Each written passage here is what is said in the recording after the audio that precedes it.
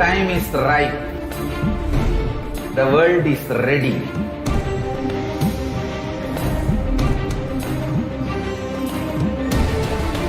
You are going to experience literally Paramashiva.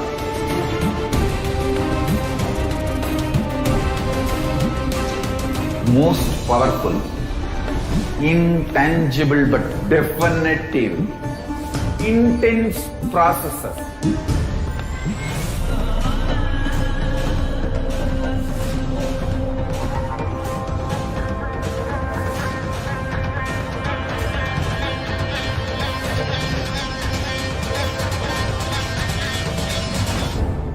This is the most powerful spiritual nuclear explosion, the strong force of Kailasa landing on planet Earth directly. One thing I can be sure, you will not exist end of the program. I can guarantee that. Only Paramashiva will be there.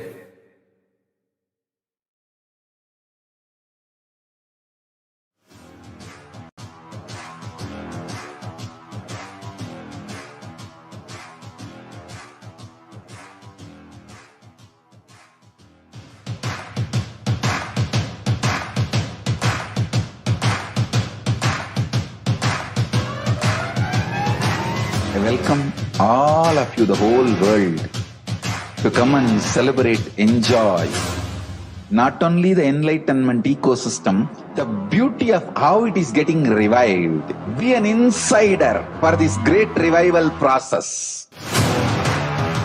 If you are an insider even for a startup company, you will understand not only the result of the company, even that being an insider is such a joy. Being an insider when it was happening is something extraordinary. So, I welcome all of you to come and be part of an insider of this revival of Kailasa, the enlightenment ecosystem, sovereign order of Kailasa, Kailasa nation itself. I request and welcome, invite all of you to become e-Kailasian. Get your free e-passport and make billions receive this free e-passport.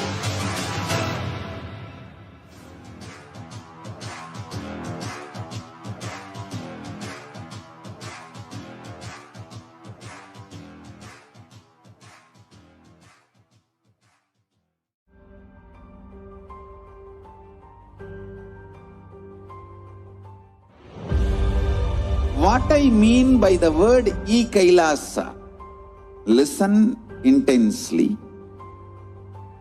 Enlightenment ecosystem, literally enlightenment itself, in your own home, wherever you are.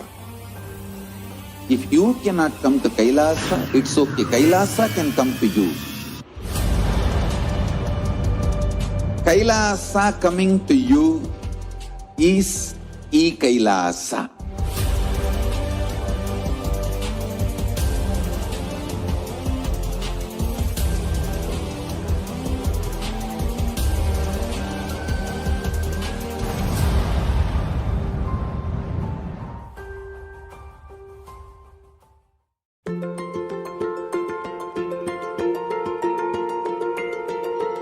Kailasa is the totality of the knowledge I received from my gurus and practice manifested in my life, perfected by teaching millions of people from all cultures, time zones, backgrounds, genders, nationality, race, from every creed.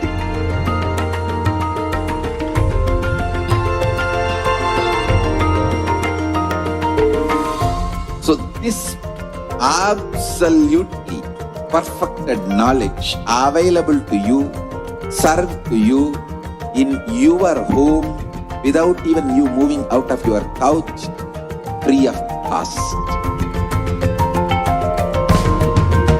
Every creed,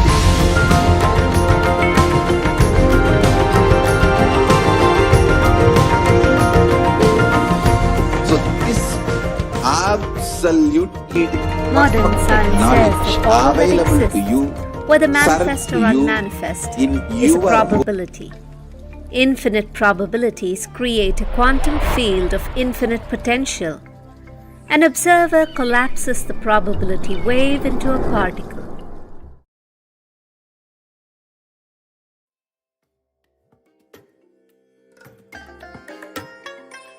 I bless you all. Let you all open all your three eyes and manifest the powers of Mahasadashiva. Om Nithyananda Paramashivoham. Om Nithyananda Paramashivoham. Om Nithyananda Paramashivoham.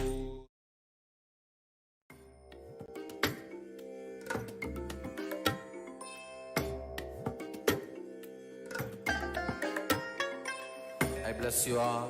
Let you all open all your three eyes and manifest the powers of Mahasadashiva. Om Nithyananda Paramashivoham.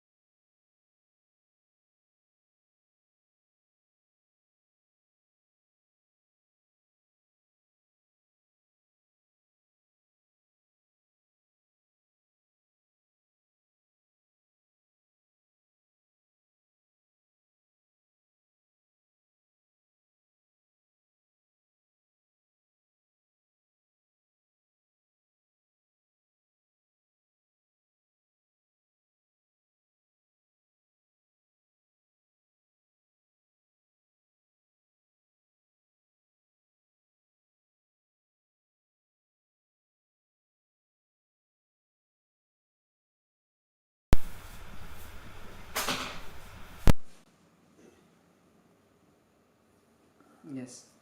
The Supreme Pontiff of Hinduism, Jagat Guru Mahasanidhanam, His Divine Holiness Bhagavan Nithyananda Paramashivam, is the reviver of Kailasa, the enlightened civilizational nation, the greatest and only Hindu nation. Adepts of the science of reincarnation in Hinduism recognized Swamiji, who we lovingly call, as the avatar of Paramashiva at a very tender age. Revered and worshipped now as the living incarnation of superconsciousness by millions, the Supreme Pontiff of Hinduism has manifested the best contributions of Hinduism to the world, including the science of power manifestation, yoga, and temple-based universities. Kailasa is a macrocosmic, ancient, enlightened Hindu civilizational nation, which does not put importance on its territory alone. Kailasa is revived by the present living incarnation of Paramashiva, the Supreme Pontiff of Hinduism, Jagat Guru Mahasanidhanam, His Divine Holiness Bhagavan Nithyananda Paramashivam. Vivekananda visualized it. Yogananda yearned for it. Aurobindo accelerated it. Osho worked for it. Maharishi Mahesh Yogi mandated it. And due to the sincere efforts and hard work for the last 200 years, and with all of their blessings, Swamiji has manifested Kailasa.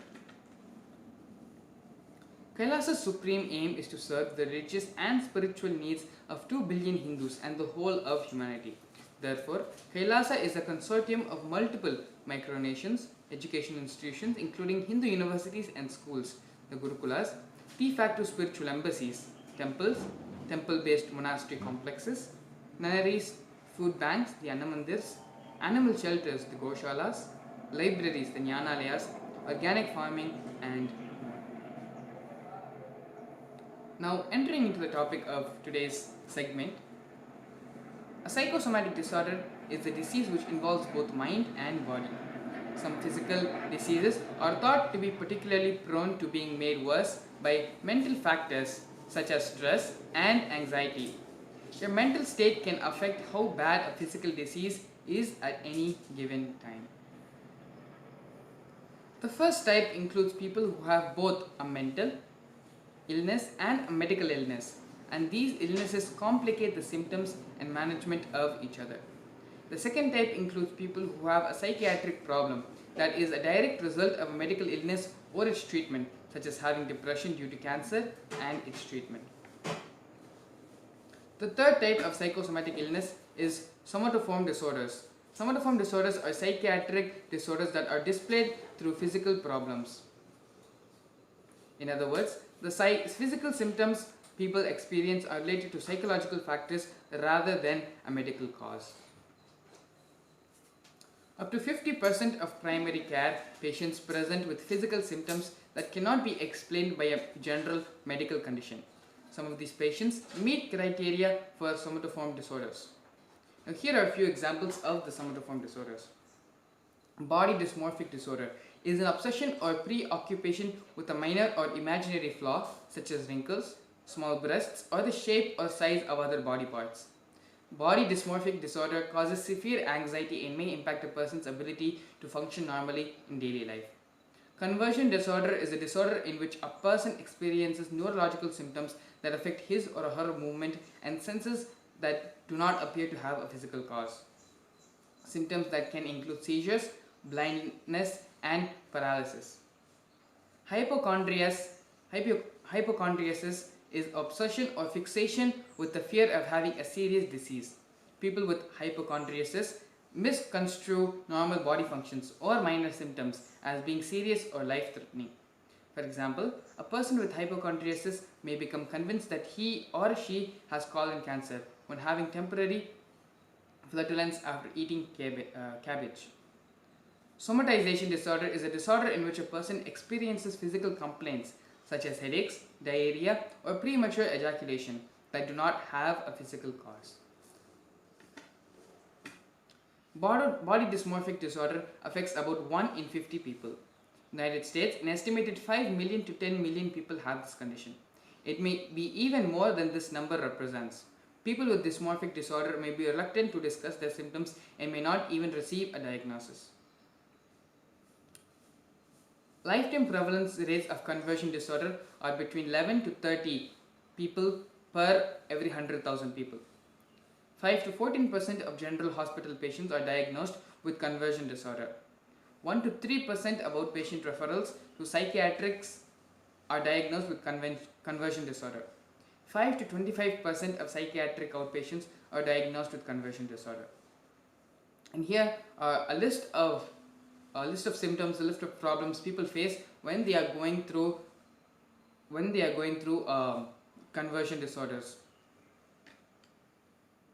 Those include hallucinations, sleep problems, overactive bladder.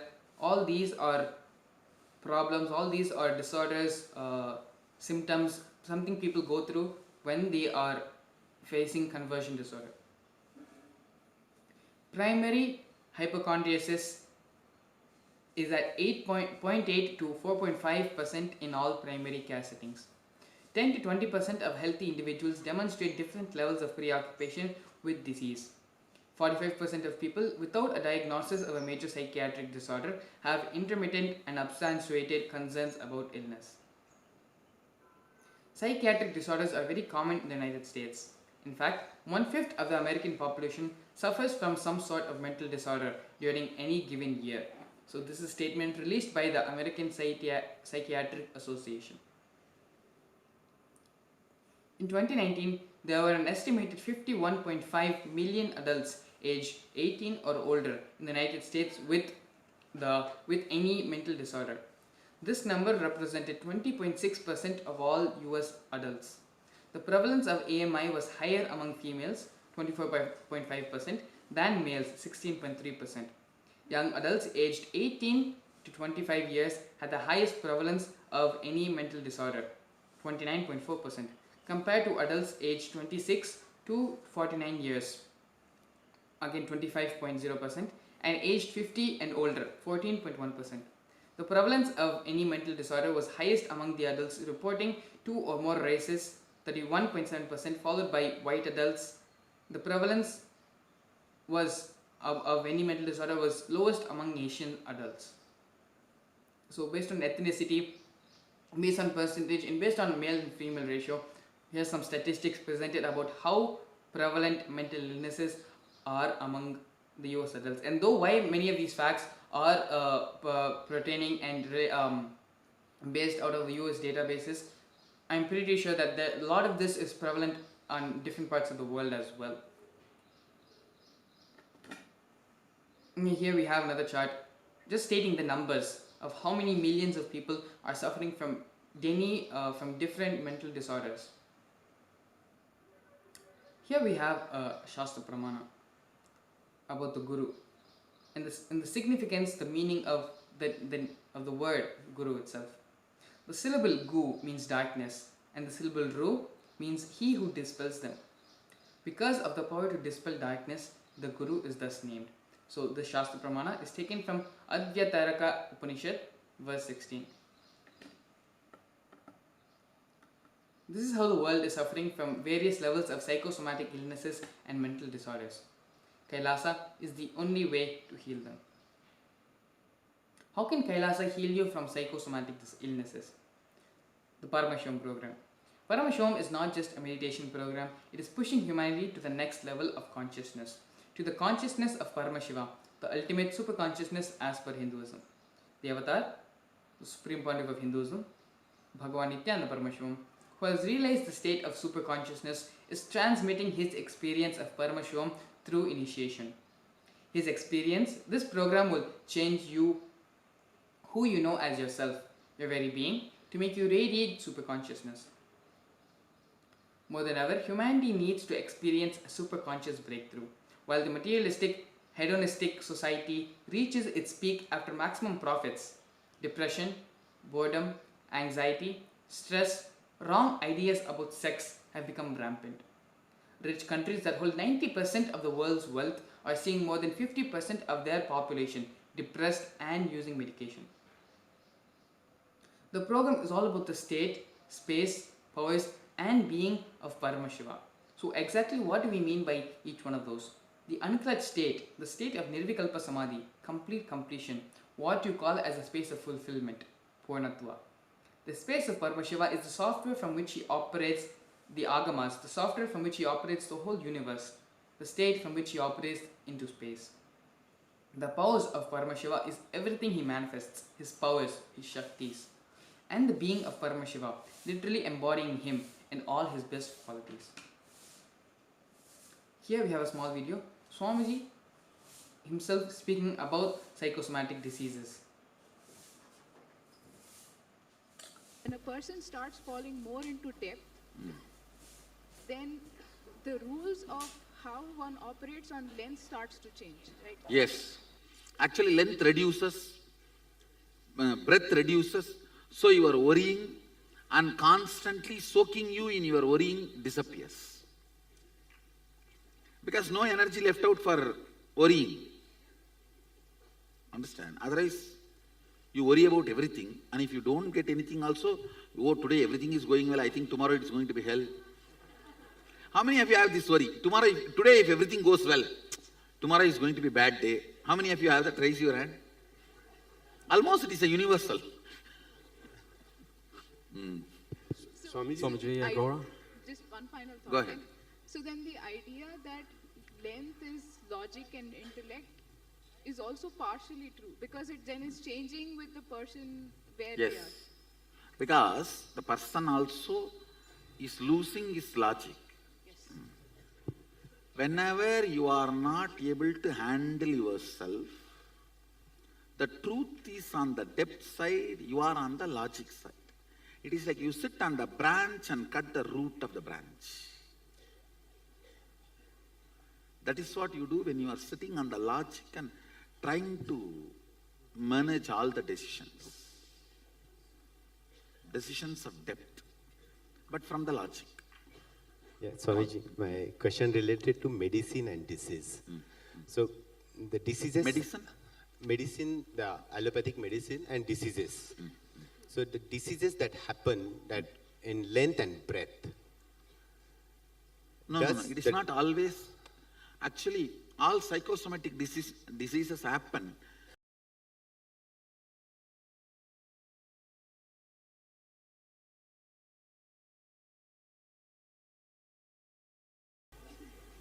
How does the depth of treating... Listen.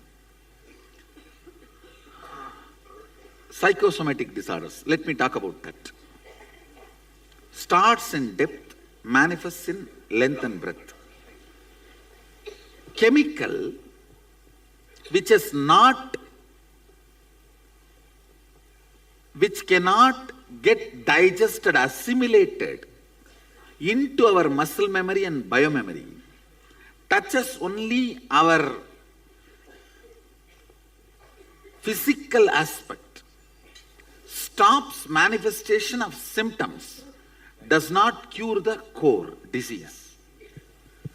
But herbs has the capacity by its very tendency to dissolve into us completely, become part of even our muscle memory and biomemory. That is why when the herb-based things, without becoming part of the chemical, when it goes inside, it does so much of healing. Actually, chemical-based medicine is only few hundred years old. How can that be called as traditional medicine? It should be herb-based medicine. True. Does the depth of the patient itself or treating physician, does it affect the effects of... The treating physician does not directly affect, but your biomemory or the best wishes, your energy can affect independent of the medication you provide. Okay, got it. Thank you. And the feeling connection of the patient with the doctor makes the depth of placebo effect more. Okay, got it, Swamiji. Placebo is more when the patient has a feeling connection.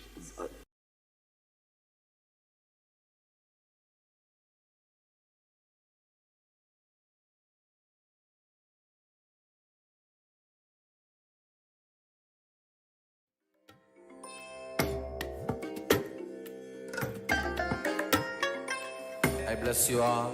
Let you all open all your three eyes and manifest the powers of Sadashiva. Om Nithyananda Paramashivoham.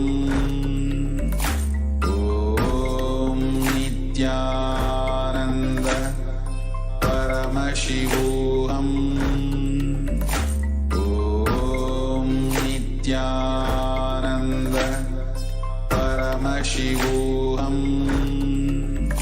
Om Nithyananda Paramashivoham.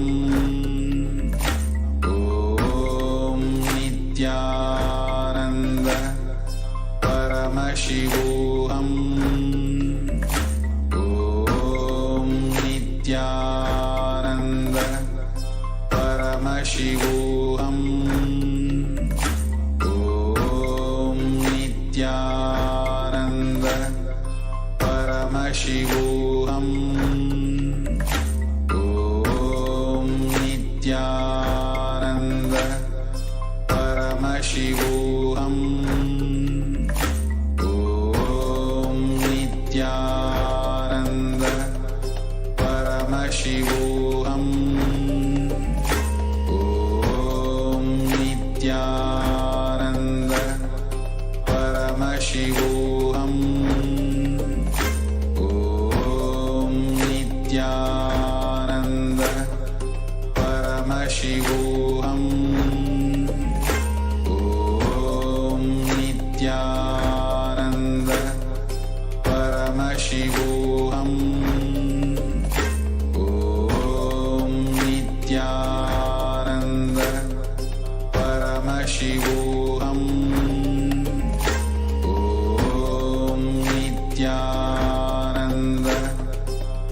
Paramashivoham.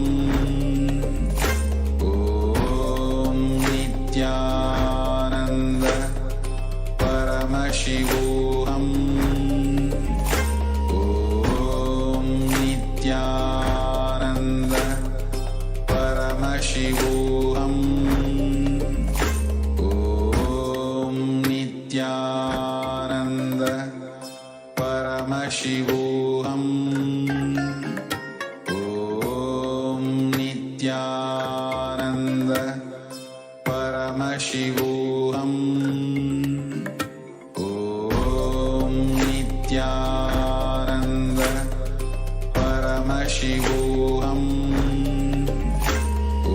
Om Nithyananda Paramashivoham.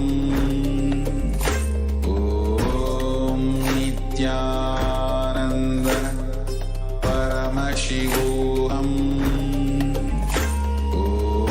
Om Nithyananda Paramashivoham. Om Nithyananda Paramashivoham. Om Nithyananda Paramashivoham. Om Nithyananda Paramashivoham. Om Nithyananda Paramashivoham. Om Nithyananda Paramashivoham.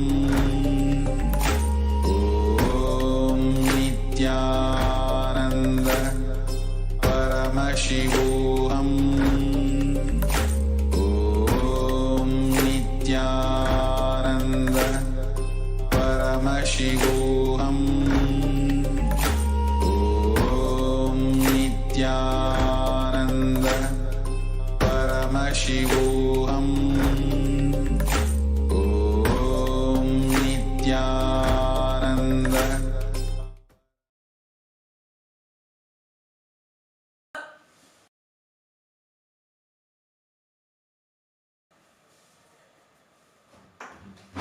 Yes, sorry for the technical glitch.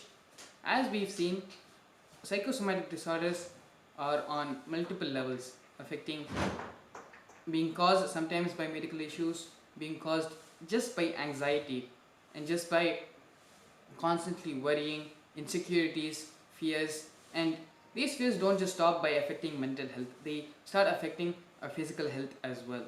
And the numbers in which different people are suffering from various different types of psychiatric disorders is astounding, ranging only in millions and only moving faster and faster towards reaching the billion number. So society has become a breeding ground, as we shared in previous segments, where it is only breeding and helping more and more for these diseases to become more and more of a mainstream lifestyle, more and more getting people addicted to pills, people seeing therapies and going to different solutions, different ways to come out of these psychiatric illnesses and psychiatric disorders. So before I continue any further, along with me I have a few devotees joining us from various different parts of the world. I have Shri Nithyananda joining us from Toronto, Canada, and we also have Mulyaya joining us from Chennai, India. Thank you both so much for coming today and being a part of today's segment. So before we continue any further, why don't you both go ahead and give a brief introduction about yourself, and then we can move on from there. Mulyaya, you can go ahead and introduce yourself for all of us. Please go ahead. Thank you, Maharaj. This is Murli from Chennai, India. I've been with Swamiji from 2013. I had come to Swamiji to attend one Inner Awakening program. This Inner Awakening actually is a 21-day meditation program that Swamiji used to organize back to back throughout the year those days. It was back then. When I actually came to him, I was totally very different person, I should say, because I was very self-assured. I was too egoistic. I was very clear that I know everything. I'm very biasless at judging people, judging situations, and nothing can ever topple me. And it was always the other person who's at fault. And this inner awakening program introduced a new dimension, a totally new set of things to me. So since then, a lot of cognitions about life, a lot of cognitions about many people have changed. A lot of cognitions have deepened, broadened. And now the way I'm looking at life is much way different from how it was. And I'm not able to imagine how I was thinking about myself like that in those days. It was such a wonderful journey from then with Swamiji in life so far. Not just cognitive shifts, even a lot of physical miracles have happened, which I would have thought initially was just pure coincidence or some what me being unaware of something happened. I wouldn't even have explained it with my previous cognition. So a lot of nice things have happened. A lot of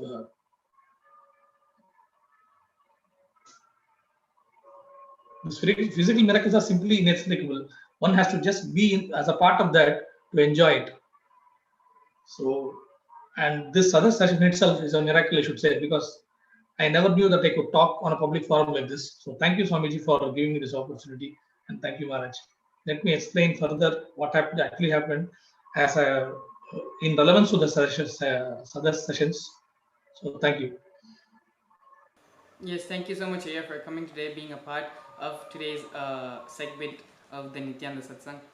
Thank you so much, Aya. Ashutosh, you can go ahead next and give a brief introduction about yourself. Please go ahead. Yes, thank you, Maharaj.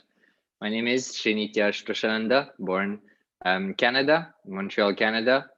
I was raised as a Catholic, and I stopped following spirituality and religion during my teenagehood.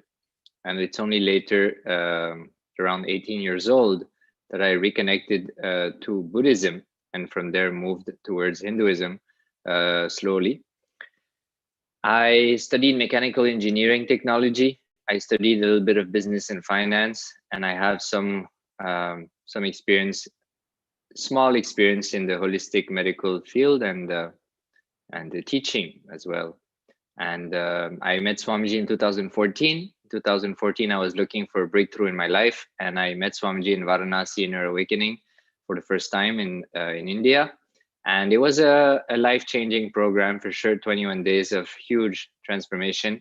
And after that, I requested Swamiji to bless me with the initiation of Krama Brahmacharya, which he blessed me with on Guru Purnima 2014. And since then, been with Swamiji, been with the Sangha, and on this amazing journey of reviving Sanatana Hindu Dharma along with, the incarnation of Paramashiva. So very happy to be here today. Looking forward for today's topic. Thank you for having me on board, Nithyananda. Yes, thank you all so much for coming today, being a part of today's segment. So just to give a little bit more context about the topic we're discussing today, psychosomatic disorders, where the mind makes the disease. So previously we've gone over a lot of facts of how psychosomatic disorders are the different. Actually, we started with the different types of psychosomatic disorders, how it is affecting society, how the numbers are it's already in hundreds of millions of numbers of people suffering from psychosomatic disorders, and this is in the US alone. So not even considering the rest of the globe, considering only the statistics which we taken from the United States alone, the numbers are in millions. So take the whole globe numbers together, we are looking at almost a billion population suffering from psychosomatic disorders. And the funny thing about psychosomatic disorders is not all of them are related to a medical issue. Many of these disorders are just simply created by the mind. Either it's a medical issue which causes the mental disorder, or it starts off as a mental issue, something which grows after so many years of insecurity and anxiety, and then in the end becomes a medical issue as well. So there are all different types of psychosomatic disorders, and fundamentally the whole thing is very psychosomatic, just to put it, where it is fundamentally just it is just playing around in the mind, and the mind leads to body symptoms lead to symptoms in the mind, and so on. So the questions which we are being faced with today is how the psychosomatic disorders come into formation. How is society being a breeding ground? As in the previous segment, we looked at how society is being a breeding ground for depression. So depression is just one of the many psychosomatic disorders which we are facing with. And so this is pretty much a continuation of the previous topic which we had discussed about how depression and anxiety and stress, we're actually looking a little bit more, not just to depression, but giving a little bit more broader aspect, different types of disorders which we had gone through, bipolar, and there's too many to even name. So coming back to all of them, how is society being a breeding ground? How is it exactly why so many psychosomatic disorders are formed? Because we do not get any reference for these kind of disorders in our Vedas, in our Agamas, in our Upanishads, in ancient India, because all these fundamentally did not even exist. Yes, mental disorders, they would have been there here and there, but not at the scale at which we are seeing today in today's society. I'm sure even for bipolar, we do not have a scientific reference. We do not have anywhere any reference of so many psychosomatic disorders, so many mental illnesses. So what is the fundamental factor, the primary factor of how so much of problems, mental and physical problems, are being generated in today's society? What is it in today's society which is generating so many of these psychosomatic disorders, so many of these problems? Yes, my initial take on today's topic, Swamiji has been talking in the last few satsangs about probabilities and possibilities, and the way it clicks with me regarding to this topic is the problem is that society and humanity today is probability oriented. And the way it clicks with me, probability, Swamiji says probability is from the mind. It's from the space of mind. And the issue that I see with probabilities is that probabilities means it reinforces the pattern of ups and downs. The up and down pattern is being strengthened, and the mind exists only with this. Is basically the fundamental pattern of the mind is this oscillation between highs and lows. This is how mind continues to be experienced, because of highs and lows. But when you start to experience the Paramashiva component of you, when you start to experience yourself as Paramashiva more and more, you start to root yourself, you start to get rooted in that experience, and you get into that Paramashanta Swarupa space a lot more. And in that space of Paramashanta Swarupa, there's no oscillation. So all these problems which are born out of the mind naturally will be constantly strengthened in today's world, because today's world is only there to, it does not attend to the pattern of ups and downs. It is just desperately working to keep you high, without understanding that it's impossible to keep you high without making you low. At the same intensity at which you go up, with the same intensity you will go down, as long as you are stuck in that mental pattern. So, all the entertainment and excitement we gets us very high. And then once the whole thing is down, all the hormones are generated in the body. And at some point, the body cannot handle it, because that's not how it's supposed to function. Then it crashes, and then you go to a low.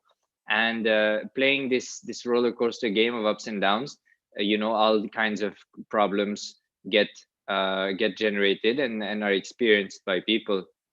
So for me, the initial take is this is the issue, and the solution is experiencing the space of Paramashivoham within yourself. And for that, Swamiji and Kailasa, this is the aim of Swamiji and Kailasa.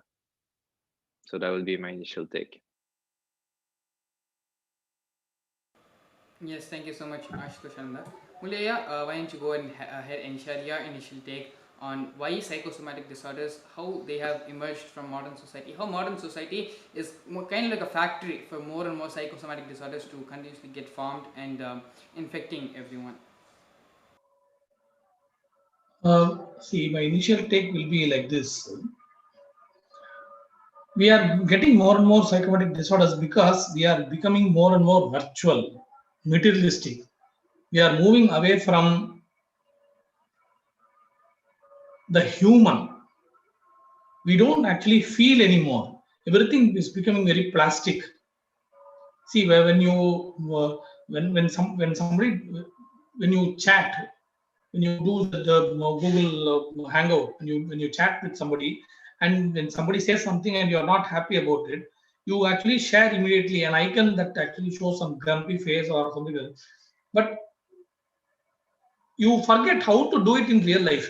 You forget how to frown or smile in real life.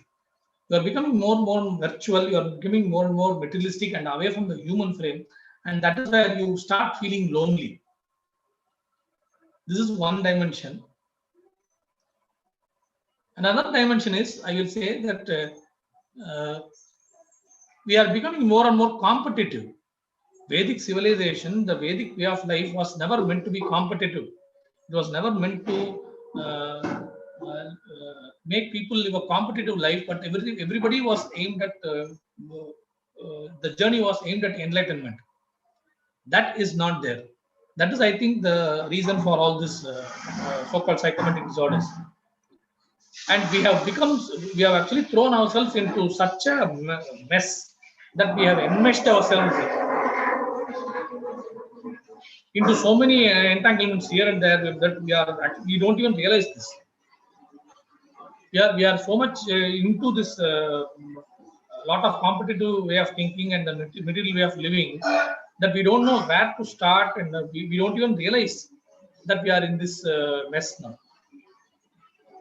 So we actually have to, we are in a situation where we have to just break open all these things and start looking at life in a new way if we want to move out of this psychotic disorders and other psychological disorders. Because the whole thing can never be mapped on to the present way of understanding of what psychotic disorders are. As Maharaj had shared, these don't find any mention in the Vedic texts, in our scriptures, because that way of life they could never imagine something like this happening for humanity. So we have to just break open all this and just look at life itself in a new way. This is my initial take. Then a little further, then I can extend to what Swamiji shared in the Satsang and Mr. Shah had just shared in his initial take. Like, we are looking at life more as probability and all that, and we have to move into the space of possibility.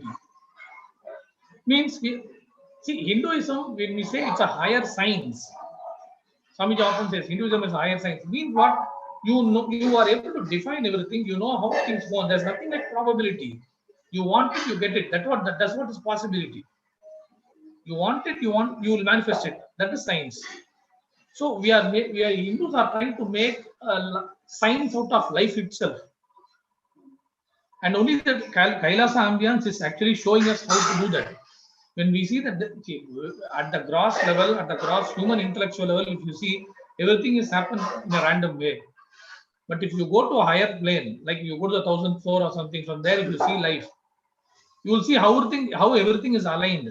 How every small incident, how every small phenomenon is actually part of a bigger manifestation of what Paramashiva wants to manifest here in this plane of life. So we are trying to understand that how any incident, how any person being born, any person dying, or any accident happening, or anything happening around us is actually a part of some bigger mind. What is a bigger design? Higher understanding the larger design, that we are trying to make science out of life. And that is what Swamiji is trying to manifest through Kailasa, making everybody see how everything is a higher science, how everything is a broader science, everything is as per design, how everything is actually a part of some larger good for all humanity all at once. It is not for any community or anybody who believes in a particular way or something like that. So we are trying to, that is what Kailasa is all about. So I'm only all curious. Even if you have the small intellectual curiosity towards how exactly it's a science, I think you will even support Kailasa. Rather than looking at something which is not my faith, this is not my God like or something like that. So think beyond all these things. But this is not my, and I think I'm going too deep in the ancient thing itself. Let me elaborate in the further instance. Thank you, Maharaj.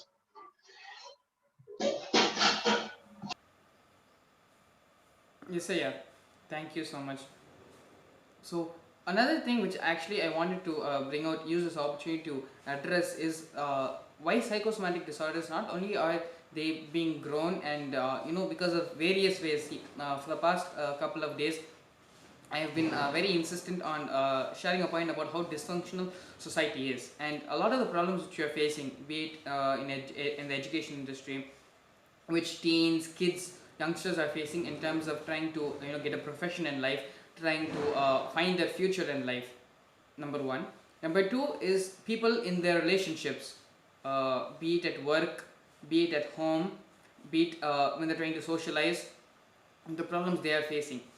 And the problems which you are facing with the drug and the food industry, how one side is poisoning you and keeping you addicted, keeping you to continuously take that poison in, and the other side, the people who are supposed to heal you, people who are supposed to protect you and make sure that you are healthy, they also continue to keep you sick, keep you barely alive just enough so that you can consume their medicine, alive just enough so that you can be one of their customers, be under their control. And another big fundamental problem is the destruction which is happening to Hinduism, to Sanatana Hindu Dharma. So in all of these various different levels of problems, the fundamental root cause is society, then society and the dysfunctional way society has been developed, it has been planned, it has been created. If you take back and look at our Varnashrama Dharma, or the way the government was administered and managed, the way the king ruled, if you just take all our ancient scriptures, the ancient ways when how government administration and how society was designed, it was designed in such a way to avoid such problems. Doctors were paid only when their patients were healthy. Work and life balance. Swamiji beautifully shared that in those days the working hours itself were only 4 to 5 hours. But even with such a low workforce, like compared to today's world, we're working easily 8 hours. Like the typical working hours for any normal person is like 8 hours, I believe, 7 to 8 hours, and that's a typical 9 to 5 situation. And with working hours, the hours which a person is actually working for, when that number is so low, but the output, the efficiency, what he produced, what he gave back to the world being so high, this fundamentally shows how it is not just about how many hours you're putting in, but the context in which you are living life, and the way society was designed was held to support each other and not to pull each other down. Whole society is beautifully back up. So that is where the Varna Ashrama Dharma system, the caste system, the jati system, everything was designed in that way to withhold and keep the society as a whole functioning as a unit together. Not like the dysfunctional society which we are living in today's world. And it is fundamentally because the way society is functioned, the way society is designed to run as of this moment, that is the root cause of not just psychosomatic, how dysfunctional society is. And so that is why Swamiji is giving so much of importance, so much of stress about why reviving the Kailasa system, why reviving the Hindu way of lifestyle, Hindu way of education, Hindu way of society, Hindu way of administration, everything, reviving the way it was done so many thousands of years ago. As Swamiji said, we do not need people to reform us, we need to be revivers, revive what has already had been lost, what has been gone and which has faded into the past so many thousands of years ago. It is for that purpose the creation of the Kailasa nation, it is for that purpose the Kailasa ecosystems all around the world. Fundamentally, whether to solve psychosomatic disorders or to solve teen suicides because of the peer pressure and because of overbearing of the education and the educational institutions, it is fundamentally, if we bring back the Kailasa lifestyle, we are pretty much solving 99.999% of all the problems in the world. And the remaining 1% will just simply be solved when all the other problems get solved. So this is just fundamentally the reason. Every single day we are just going through the different problems which society is facing. But the solution for all of these problems is the one and all solution, reviving the Kailasa nation. And as why Kailasa nation may look like a big thing, you're creating a whole country by yourself. You're pretty much trying to do something which is impossible. And like how when we speak about the Hindu temples and about secularism in India, we are seeing how brutally Hinduism is being attacked in all different dimensions, and how the preference is given why only Hindus are being attacked, and why there's not even a finger laid on any other religion or any other sampradaya within the country, and why how pseudo-secularism is formed within India. So with Hinduism going through so much of attack and with so much of problems on the other side of the world being faced, Kailasa is needed not just to protect humanity, but it is needed to save the world. And this is an important thing which we should again and again be reiterating. Otherwise people will be thinking, okay, Kailasa is just for Hindus to have a place to live, for Hindus to have the freedom of practicing their religion. Kailasa is much more than that. Without Hinduism, you are going to be suffering from some of the other psychosomatic disorder, some of the other depression or stress or anxiety. Hinduism is needed to protect the world, basically. And without Hinduism, as Swamiji himself has shared multiple times over the past couple of months in the Satsangs, without Hinduism, the world doesn't have a future. Especially in the past 2-3 days Satsang, he has been very again and again telling how the Hindu youth is very much needed if the world wants to see the next 100 years of themselves living on this planet.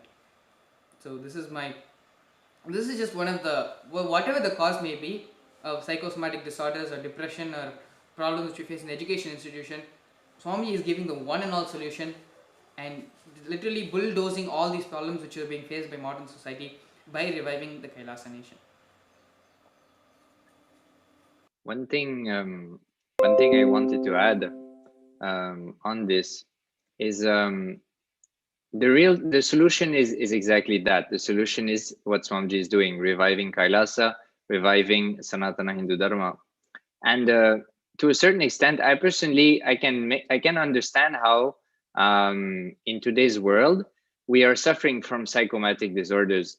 And I'll share quickly why I'm saying that, is that Swamiji shared in the satsang, I believe it is today, or it might have been yesterday, but he shared one sentence, which I don't know if people really clicked with or not, but it really clicked with me when he shared that. And he said, all thought currents who come from the West are created to destroy Sanatana Hindu Dharma.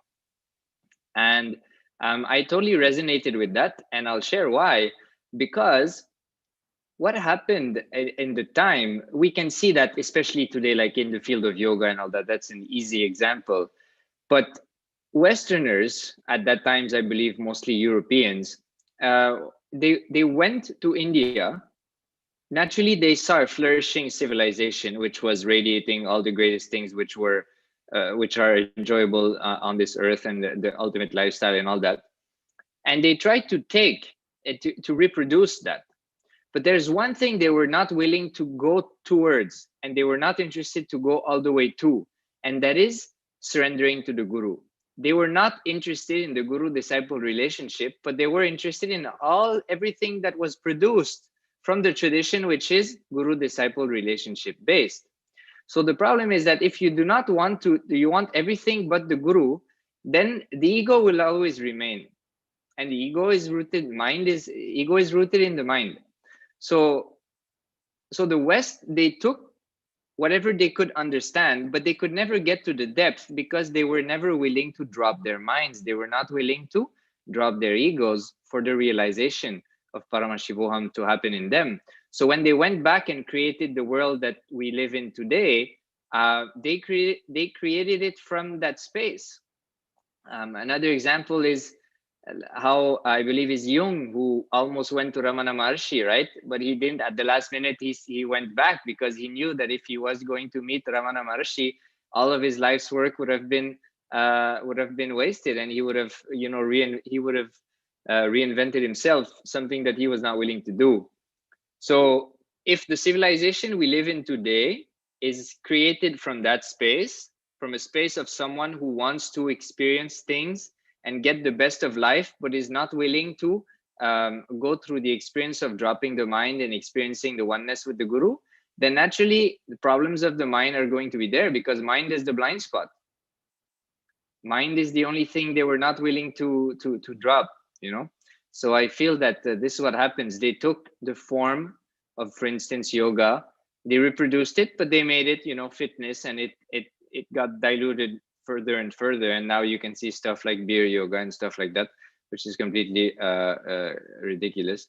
But so this is why I feel this is why we're facing the psychosomatic problems today, because we are living in a society which was created by a mind. It was not created from a space of restful awareness. So naturally, the society cannot be successful and cannot be sustained, because mind is not sustainable and it is not stable. So this is one of the main reasons why when Swamiji says, Sanatana thought currents coming from the West destroy Sanatana Hindu Dharma. Yeah, because they are not, the thought currents that come from the West do not support the guru-disciple relationship. And that is why the mind remains alive. And that is why problems of the mind are flourishing.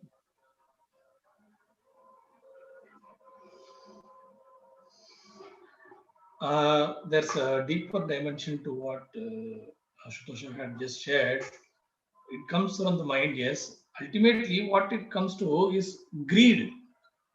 They want to grab all the fruits of whatever happened through Sanatana Dharma, but they don't want to go back and say, come on, this is where I got it from. They don't appreciate the idea of gratitude. They don't have the gratitude. They have only the greed to grab whatever Sanatana Dharma is offering. See, this very idea of I am spiritual but not religious, I think comes only from that. They want to get all the good things that we are willing to offer, but they are not willing to quote the roots where it came from. It is a greed that is driving all these phenomena, is what I will say. When Swamiji actually insists that every yoga teacher must quote the Shastra Pramana, which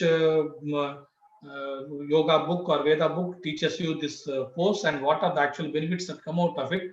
Only when it is supported by Shastra Pramana, Apta Pramana, and Atma Pramana, all that, only then we will accept it as genuine. It's actually a way of keeping the source alive, keeping the tradition alive, and maintaining your sanctity towards it, integrity towards it.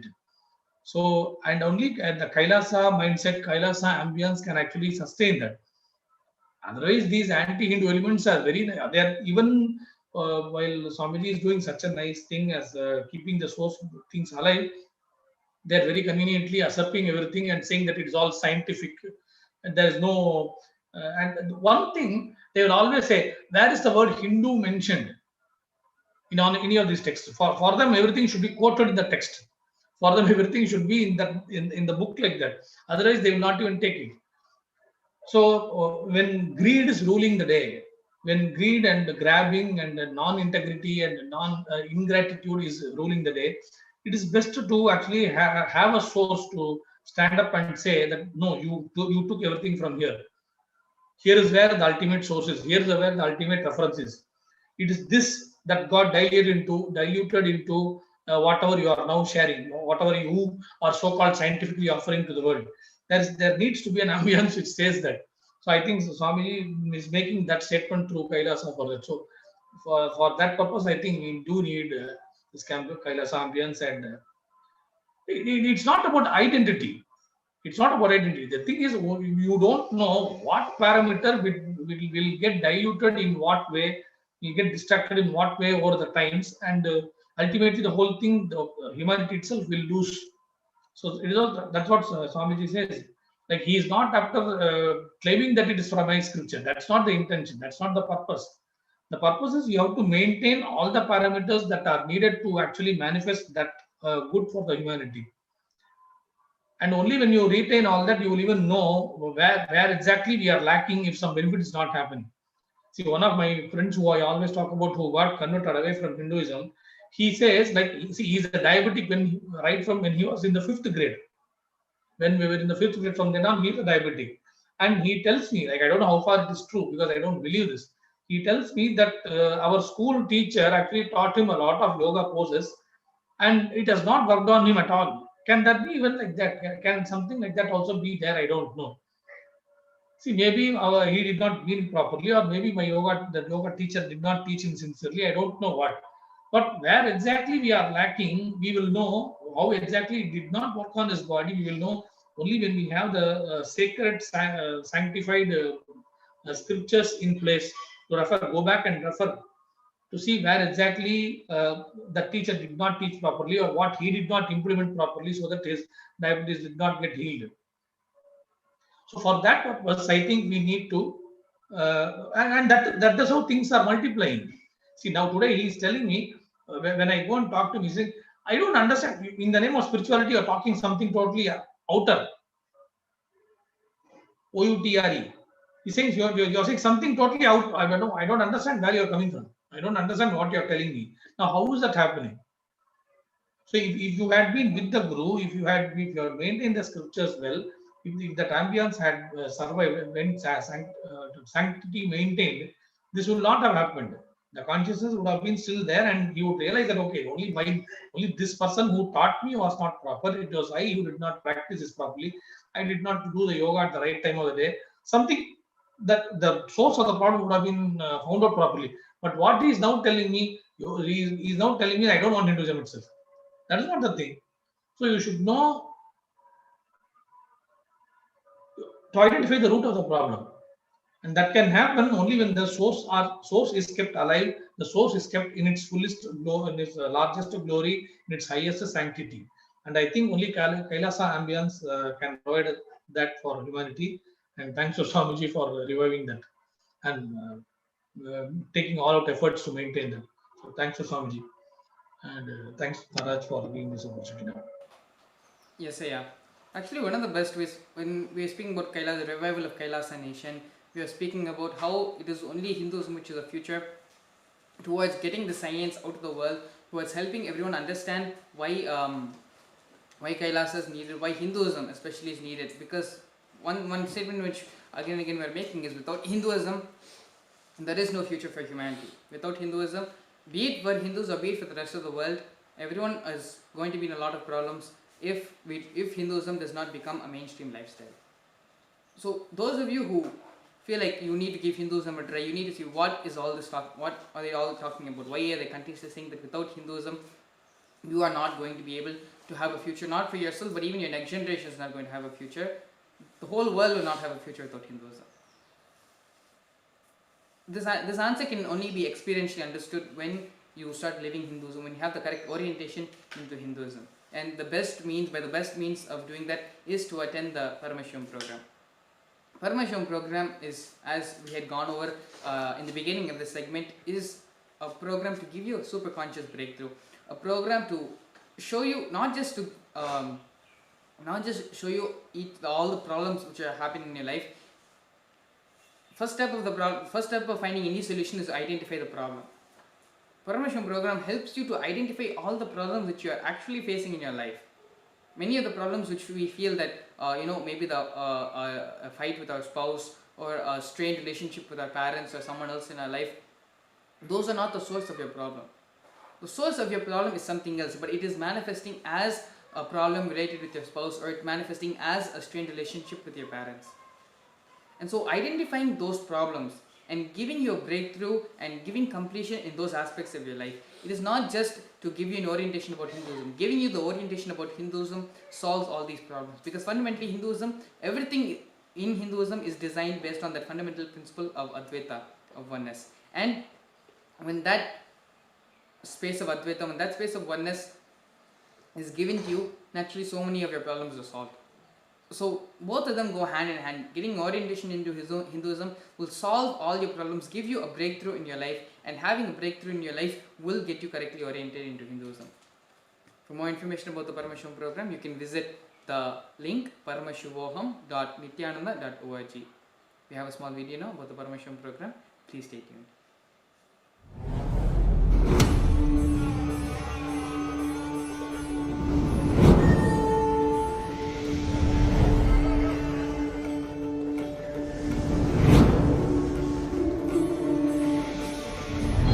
The time is ripe.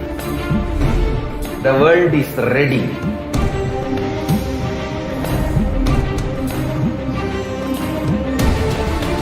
you are going to experience literally Paramashiva.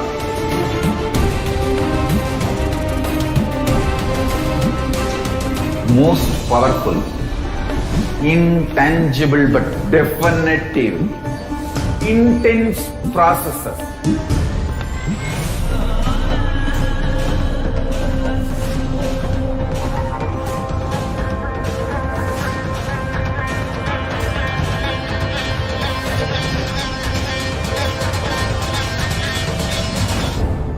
This is the most powerful spiritual nuclear explosion, that strong force of Kailasa landing on planet Earth directly.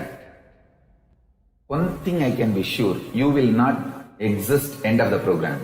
I can guarantee that. Only Paramashiva will be there.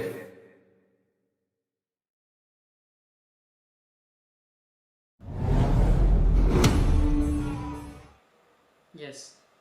So with this we've come to the end of today's segment for Nithyananda Satsang. It's time now to prepare ourselves. Get ready, enter into the Upanishad to receive Swamiji for the Nithya Satsang. I'd like to thank all our panelists,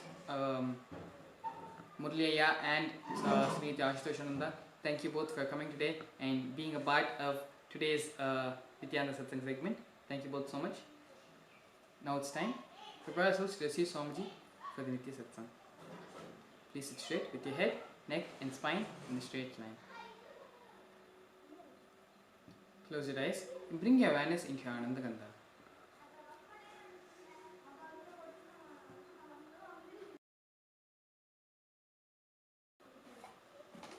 Bring your awareness into your Ananda Gandha. Visualize Swamiji sitting there in your Ananda Gandha as Paramashiva, with 25 heads and 50 hands. Now, start saying the Mahavakya mantra, Om Nithyananda Paramashivoham, and allow the mantra to reverberate throughout your entire body. Om Nithyananda Paramashivoham. Om Nithyananda Paramashivoham.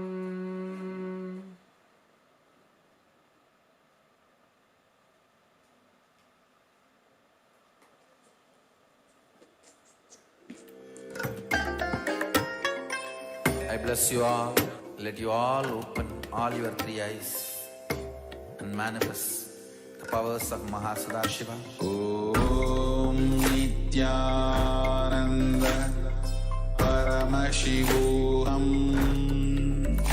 Om Nithyananda Paramashivoham. Om Nithyananda Paramashivoham. Om Nithyananda Paramashivoham. Om Nithyananda Yes, Maharaj. Paramashivoham. Om Nithyananda Paramashivoham. Yeah, I remember. I'll come. I'll come earlier.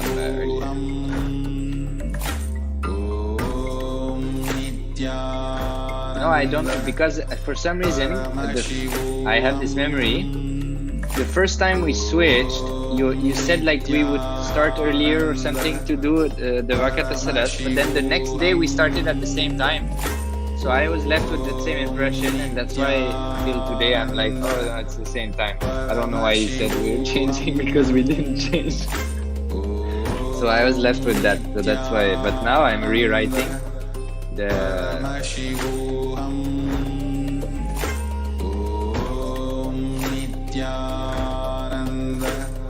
Yeah, that's good.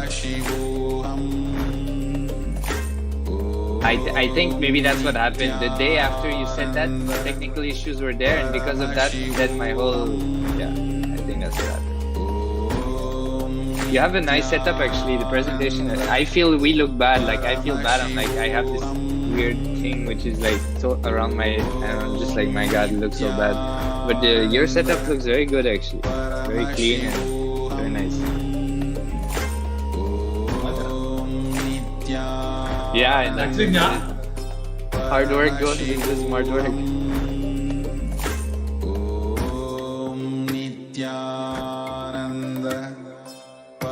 Actually, Jnana Maharaj asked me to change the background. That's why I did. Oh, yeah, that's good actually. This background is more updated than previous. Yeah. See, but now I look better than. I have to figure out how these Zoom things work, because see, now I look pretty good. I was not looking like that during the live, but because the light was on. I have to understand the logic of this thing. So then I can adjust accordingly. Yes. Angela Maharaj, something is different in your voice today. What is it?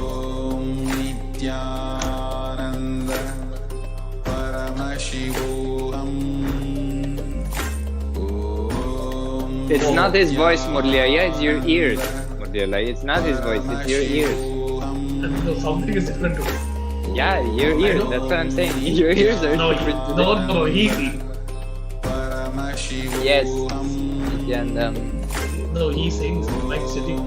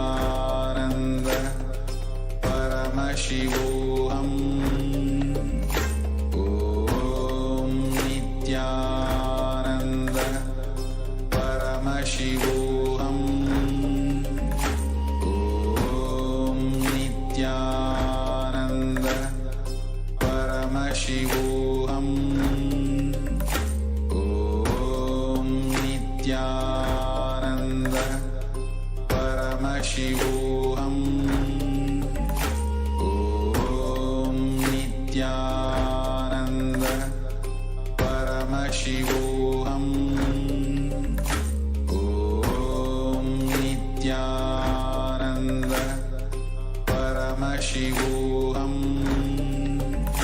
Om Nithyananda Paramashivoham. Om Nithyananda Paramashivoham. Om Nithyananda Paramashivoham. Om Nithyananda Paramashivoham.